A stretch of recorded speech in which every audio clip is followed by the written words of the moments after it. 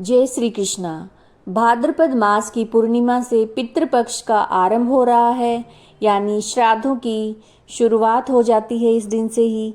और इस बार पूर्णिमा पर साल का अंतिम चंद्र ग्रहण लगने जा रहा है। साल 2025 में इससे पहले 2 ग्रहण लग चुके हैं जो कि भारत में दिखाई नहीं दिए थे। अब जिस ग्रहण की बात हो रही है वो है चंद्र ग्रहण, जो कि 7 सितंबर 2025 को लग रहा है और इस वर्ष में ये दूसरा चंद्र ग्रहण है और ये भारत में भी दिखाई देगा तथा दुनिया के और हिस्से जैसे अंटार्कटिका, ऑस्ट्रेलिया, प्रशांत महासागर, हिंद महासागर, एशिया, यूरोप, पूर्वी अटलांटिक महासागर में दिखाई देगा। भारत में ये ग्रहण दिल्ली, चंडीगढ़, जयपुर, लखनऊ, मुंबई, अहमदाबाद, पुणे, चेन्नई, बेंगलुरु, कोची, हैदराबाद, रायपुर, नागपुर, भोपाल, गुवाहाटी, कोलकाता और भुवनेश्वर आदि शहरों में दिखाई देगा।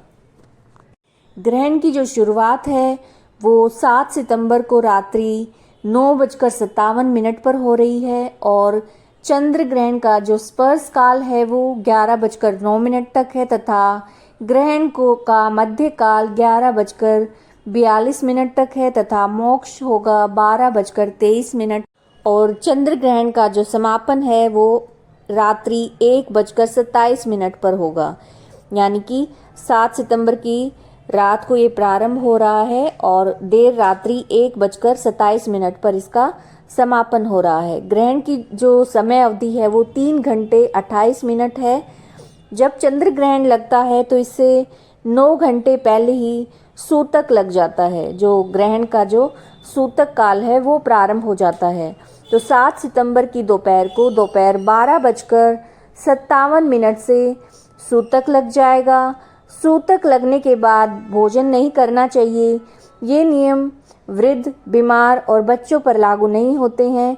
जो गर्भवती महिलाएं हैं वो इस दौरान फल और जल ले सकती हैं, लेकिन जो ग्रहण काल है उस दौरान कुछ भी खाना पीना नहीं है।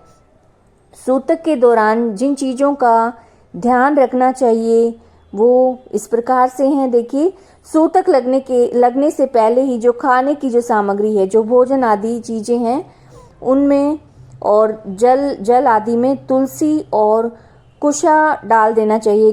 अगर आपके पास तुलसी है तो तुलसी डाल दें, कुशा उपलब्ध है तो कुशा डाल दें। ऐसा ग्रहण की नकारात्मकता से बचने के लिए किया जाता है ताकि वो दूषित ना हो और ग्रहण का जो नकारात्मक प्रभाव है वो खाने की सामग्री पर ना हो। घर के जो मंदिर है उस पर पर्दा अवश्य लगा दें, क्योंकि देखिए ग्रहण के दौरान मंदिरों के कपाट भी बंद कर दिए जाते हैं इस दौरान मंदिरों में, और जो मूर्ति विग्रह है उनको छूना वर्जित माना जाता है, पूजा पाठ आदि करना वर्जित माना जाता है। ग्रहण की समाप्ति के बाद स्नान करके मंदिर की साफ सफाई करके उसे गंगा जल से शुद्धिकरण करके ही पूजा पाठ आरंभ किया जाता है। हाँ, ग्रहण के दौरान मंत्रों का जप अवश्य करना चाहिए। चालीसा आदि का पाठ आप कर सकते हैं। इस दौरान जो भी मंत्र जप किया जाता है वो कई गुना फल देने वाला होता है। तो ग्रहण काल में जिन चीज़ों का ध्यान रखना चाहिए वो ये है कि इस दौरान भोजन नहीं करना चाहिए, सोना नहीं चाहिए।